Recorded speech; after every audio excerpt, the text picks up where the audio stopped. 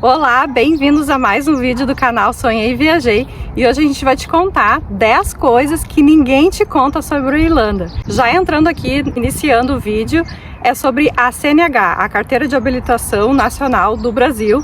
Ela não pode ser usada aqui na Irlanda, ela tem validade somente de 1 ano. Então, até tu pode usar ela por 1 ano, porém, depois de 1 ano ela não é mais válida. Então, a gente pode alugar carro, pode alugar moto, se tem carteira para moto. Em alguns lugares, até no Brasil, chama carta, né, em vez de carteira.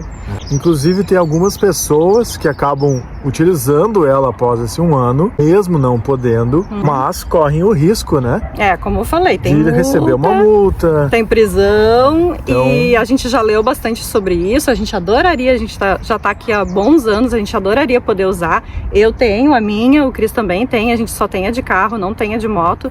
A gente adoraria poder usar, porque no momento a gente não tem a irlandesa. Exato, é aquilo, né? A regra tá ali, é para ser seguida, então não adianta querer burlar, que mais tarde pode dar uma incomodação ainda. Outra coisa que ninguém te conta é que você consegue emprego antes de vir para cá.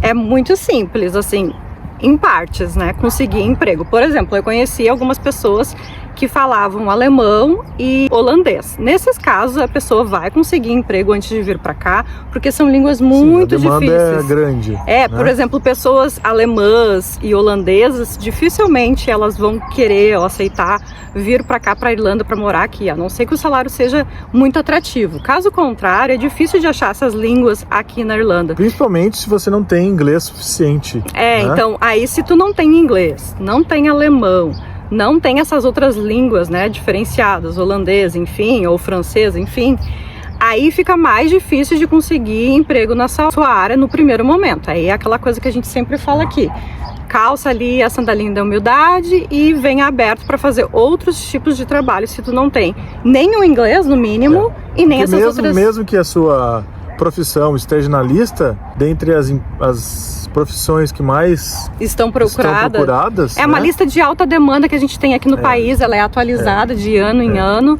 Então, se a tua profissão então não está naquela lista, não tem essas outras línguas diferenciadas, ou até mesmo o inglês, aí realmente tu vai precisar vir aberto para outras profissões menos qualificadas até aprender o inglês ou outra língua europeia. Em contrapartida, você não precisa do inglês perfeito para estar trabalhando na sua área. Né? Eu consegui emprego aqui em folha de pagamento. A gente tem vídeos aqui, inclusive, falando desses trabalhos que a gente teve no início. E eu consegui com 1 ano e meio, 2 anos aqui na Irlanda, eu consegui um emprego na minha área.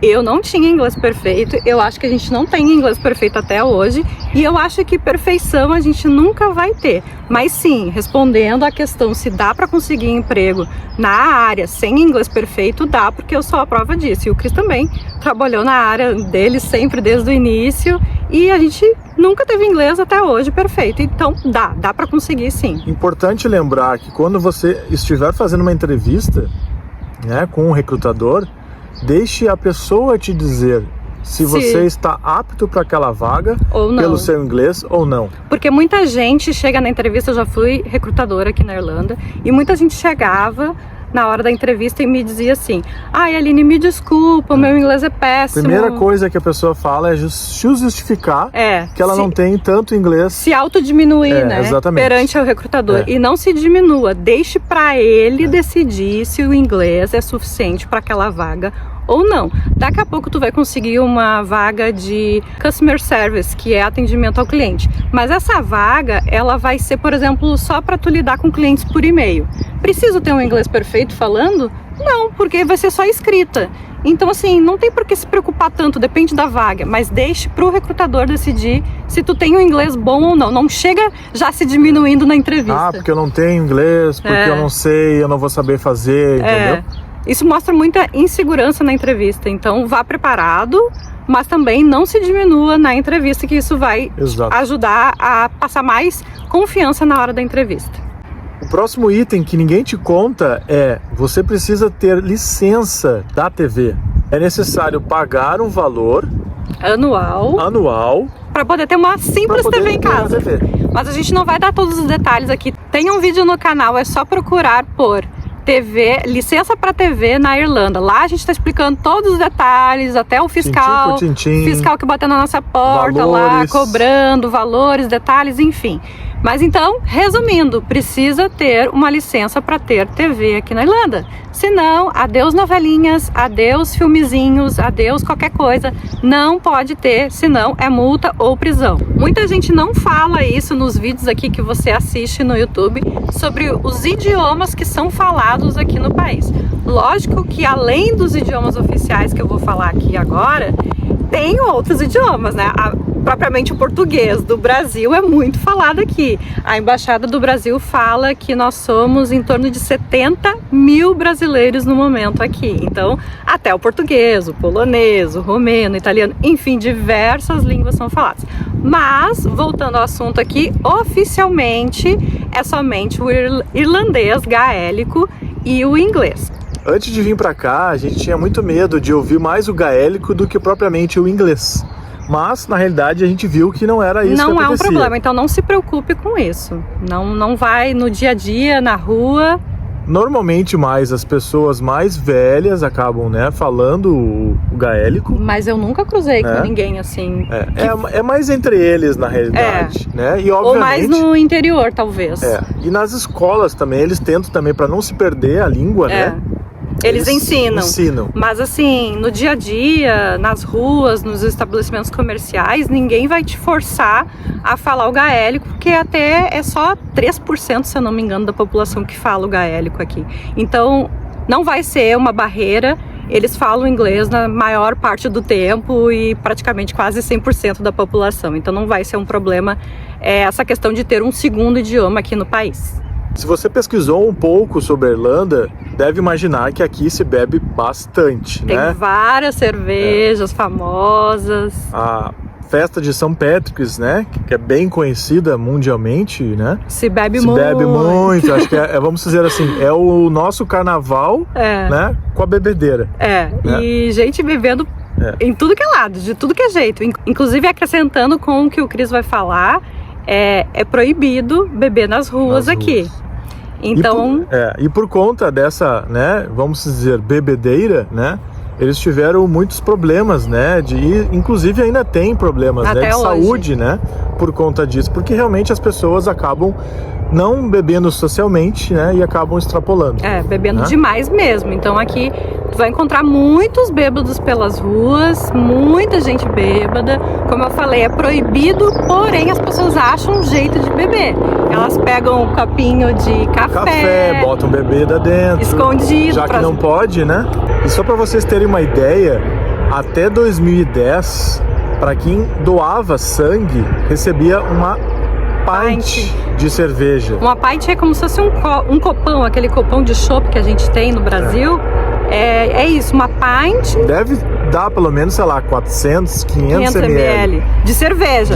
Então, assim, pelo menos no sul, quando a gente doa sangue, eles entregam um suquinho pequenininho, um biscoitinho. Alguma coisa pra comer, que muitas vezes é bom porque tá de jejum, né? Isso, e aí a pessoa fica fraca por doar sangue. E aqui, meus amigos, era uma pint de cerveja. É engraçado. Ou seja, venha doar sangue e depois encher a cara. É engraçado, mas eu acho que isso faz parte de um dos motivos pelo qual prejudicou tanto a saúde em relação a problemas alcoólicos aqui no país. Então, desculpa, gente, se estiver atrapalhando aí um barulho, tem um helicóptero em cima da gente aqui e tá fazendo o maior estradalhaço aqui. Esperamos que vocês estejam ouvindo bem a gente.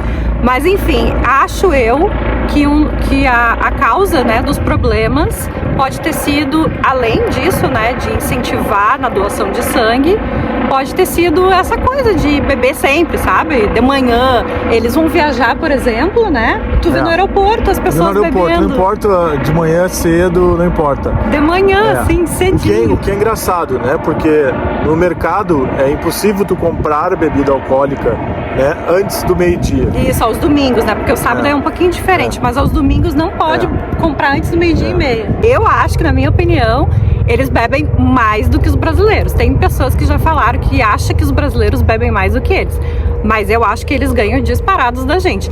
Vou dar até um exemplo aqui. O Cris sabe que eu enchi a cara uma vez numa festa de trabalho, porque era tudo de graça, e eu fui inventar de querer acompanhar as irlandesas, as mulheres, e me ferrei. Quase fui parar no hospital. Chamadas de sem funil, porque olha...